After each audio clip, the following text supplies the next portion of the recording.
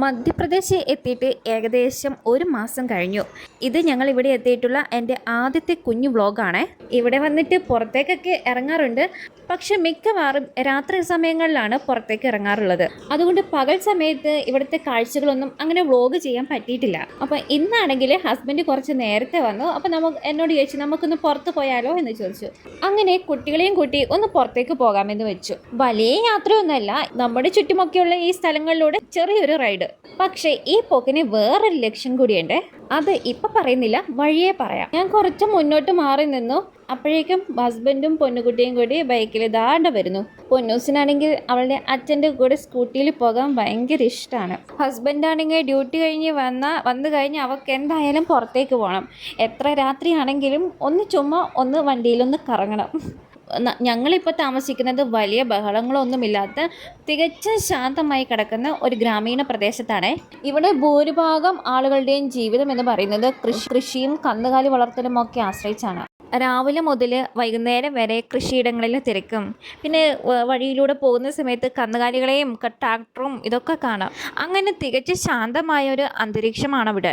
പിന്നെ വേറെ രസകരമായ കാര്യം എന്താണെന്ന് വെച്ചാൽ, ഞാനിങ്ങനെ വീഡിയോ എടുത്ത് പോകുന്നത് കണ്ടിട്ട് ഈ ബൈക്കിലൂടെ പോകുന്നവരൊക്കെ ഈ ക്യാമറ നോക്കി കൈവീശി കാണിക്കുന്നതൊക്കെ ചെയ്യുന്നുണ്ട്. എനിക്കതൊക്കെ ഭയങ്കര അത്ഭുതമായിട്ട് തോന്നി. എന്തോ ഒരു ഫീല് തോന്നുന്നു. നമ്മളെ പരിചയമൊന്നും ഇല്ലല്ലോ, എന്നിട്ടും അവരിങ്ങനെ ഹായ് പറയുമ്പം എന്തോ ഒരു ഫീല് തോന്നുന്നു. ശരിക്കും പറഞ്ഞാൽ ഞങ്ങൾ പോകുന്നത് തകര പറിക്കാനായിട്ടാണ്. അപ്പം ഞങ്ങൾ പോകുന്ന വഴിക്ക് ഒരു സൈഡിലൊക്കെ കണ്ടം കാണുന്നുണ്ട്. പക്ഷെ അങ്ങോട്ട് കയറാൻ നോക്കിയപ്പോൾ മഴയൊക്കെ പെയ്തിട്ട് നല്ല ചെളിയാണ്. അപ്പോൾ ഇവരെയും കൊണ്ട് പോയിട്ടുണ്ടെങ്കിൽ കുറച്ചൊരു വെള്ളം കണ്ടാൽ തന്നെ അവിടുന്ന് തുള്ളിക്കളിക്കും, മൊത്തം ചെളിയാവും. അപ്പം ഒരു സ്ഥലത്ത് ഇറങ്ങാൻ വേണ്ടി നോക്കിയപ്പോൾ അവിടെ ചെളി ആയതുകൊണ്ട് ഞങ്ങൾ തിരിച്ച് വേറെ സ്ഥലത്തേക്ക് പോവുകയാണേ.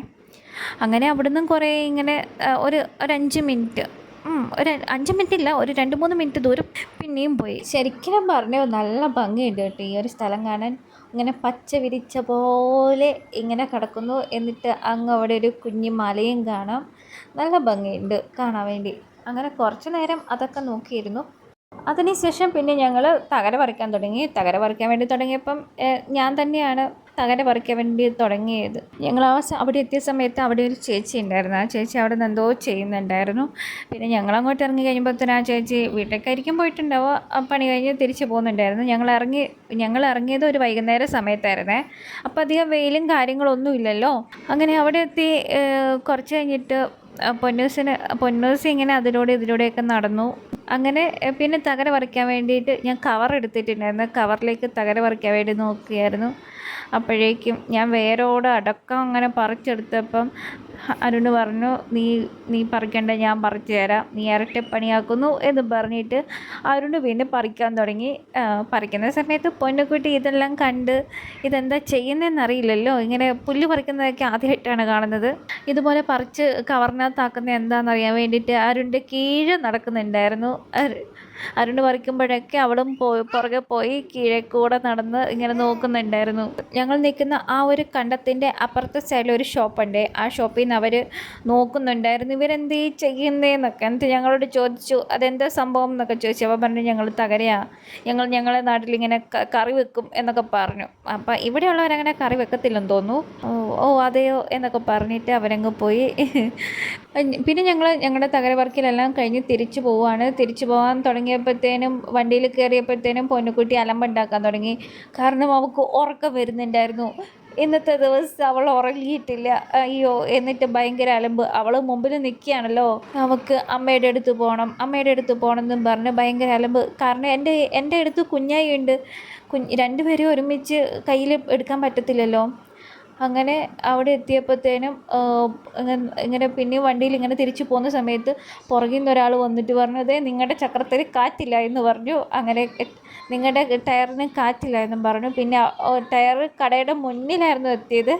അപ്പം തന്നെ ഞങ്ങൾ 10 രൂപയും കുറച്ചിട്ട് അപ്പോഴേക്കും ഞങ്ങൾ 10 രൂപയും കൊടുത്ത് കാറ്റ് നിറച്ച് തിരിച്ചു പോന്നു. പിന്നെ അലമ്പായിരുന്നു, പൊന്നൂസ് അലമ്പായിരുന്നു. വണ്ടിയിൽ നിന്ന് തുള്ളാനൊക്കെ നോക്കി. അവിടുന്ന് വിട്ടപ്പോഴത്തേനും പൊന്നുകുട്ടി അലമ്പായിരുന്നു. അവിടുന്ന് വണ്ടിയിൽ നിന്ന് തുള്ളാൻ വേണ്ടി നോക്കി. അരുണിൻ്റെ 2 കാലിൻ്റെ ഇടയ്ക്കായിട്ടാണ് അവൾ നിൽക്കുന്നത്. അതുകൊണ്ട് രക്ഷപ്പെട്ടു, റോഡിലേക്ക് ചാടിയില്ല, അല്ലെങ്കിൽ എന്തെങ്കിലും പറ്റിപ്പോയേനെ. പിന്നെ എന്താ ചെയ്തതെന്ന് വെച്ചാൽ ഞങ്ങളുടെ 2 ആളുടെ ഇടയിൽ അവളെ അങ്ങ് ഇരുത്തി. ഉറക്കം വന്നിട്ട് ഈ കാറ്റടിക്കുമ്പോൾ എന്താണെന്നറിയില്ല ഉറങ്ങിപ്പോവാൻ തോന്നുന്നു. അങ്ങനെ ലാസ്റ്റ് വീട്ടിലെത്തിയപ്പോഴത്തേനും കുറച്ച് അങ്ങോട്ടും ഇങ്ങോട്ടൊക്കെ നടന്ന് ലാസ്റ്റ് തൊട്ടി കിടന്ന് ഉറങ്ങി. ഇതാണ് ഞങ്ങളുടെ കുഞ്ഞ് ഔട്ടിംഗ് വിശേഷങ്ങൾ. അപ്പോൾ ശരി, ബൈ.